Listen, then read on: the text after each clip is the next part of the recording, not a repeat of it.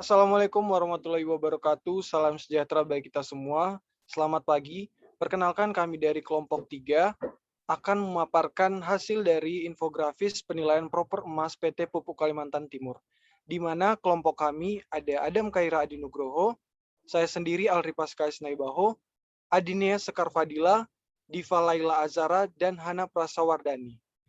Sebelumnya, PT Pupuk Kalimantan Timur merupakan anak perusahaan dari PT Pupuk Indonesia Persero. Pupuk Kaltim adalah produsen pupuk urea terbesar di Indonesia. Dengan prinsip hadir dalam semangat pionir, kuat di tempat tantangan, dan maju dengan karya bermutu. Selanjutnya, penjelasan akan dijelaskan oleh rekan saya. Dipersilakan Hana Prasawardani untuk menyampaikan. Baik, terima kasih Alri. Untuk kegiatan yang dilakukan oleh PT Pupuk Kalimantan Timur ini ada efisiensi energi dengan menerapkan sistem manajemen produksi, asset utilization, dan maintenance gap. Perusahaan berhasil mengurangi efisiensi gas alam sebesar 4,68% dan batu bara sebesar 8,51% dari total penggunaan energi di tahun 2018. Nah, di efisiensi energi ini juga merecover gas dari purge gas dan place gas menjadi gas hidrogen dan bahan bakar. Selanjutnya ada pengolahan limbah. Limbah B3 ini selain dilakukan penyimpanan, juga menerapkan 3R, yaitu reduce, reuse, dan recycle. Diketahui hasilnya lebih dari 96% limbah B3 berhasil dimanfaatkan melalui pihak ketiga berizin. Nah, limbah B3 ini dijadikan sebagai paving block. Selanjutnya, limbah non-B3 perusahaan diolah langsung oleh perusahaan sendiri dan berhasil mengolah sebesar 84,8% dari total limbah yang dihasilkan. Selanjutnya, limbah cair yaitu adanya WWTP atau Wastewater Treatment Plant yang membuat pengolahan air buangan dapat digunakan kembali dalam proses pengolahan limbah.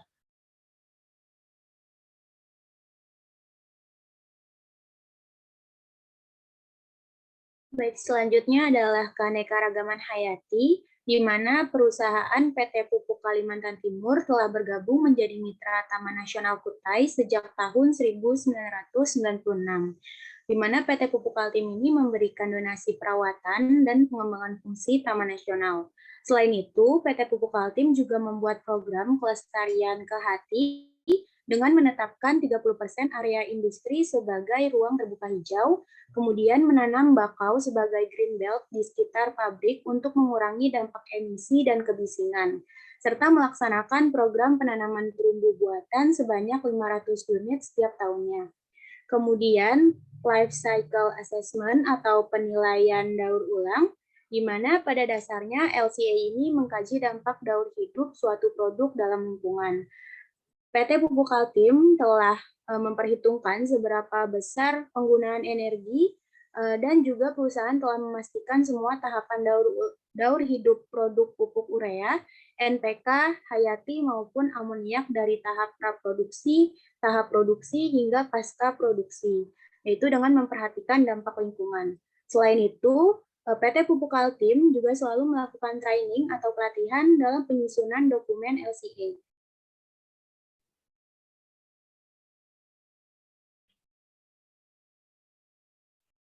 Selanjutnya, ada sistem manajemen lingkungan, di mana PT Pupuk Kaltim ini sudah menerapkan sistem manajemen lingkungan ISO 14001-2015 untuk menciptakan sistem manajemen terpadu dalam mempertahankan keberlanjutan lingkungan hidup.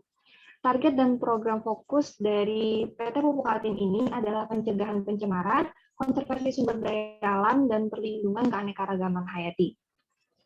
Terakhir, ada efisiensi air dan penurunan beban pencemar, di mana PT Pupuk Kaltim ini menerapkan program efisiensi air dengan mendaur ulang air sisa produksi.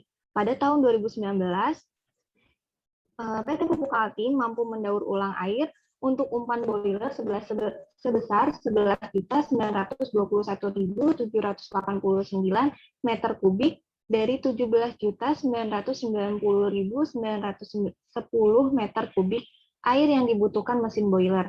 Dalam penurunan beban pencemaran, perusahaan memiliki dan memantau instalasi pengolahan air limbah serta menerapkan program pendaur ulangan air limbah untuk kebutuhan produksi.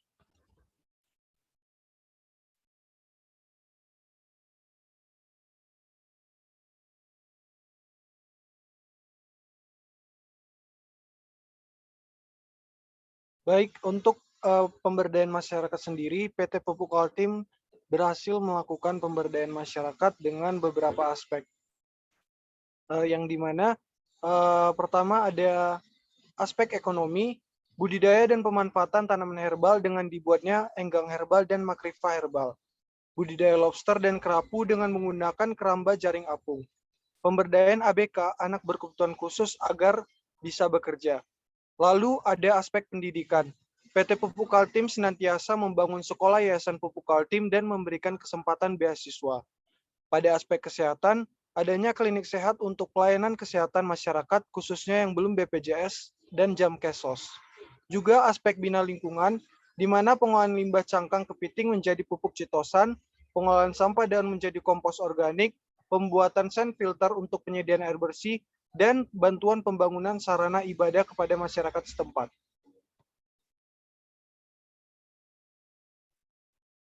Dan selanjutnya ada inovasi perusahaan yang dilakukan oleh PT Pupuk Kaltim. Yang pertama pada aspek pengolahan limbah.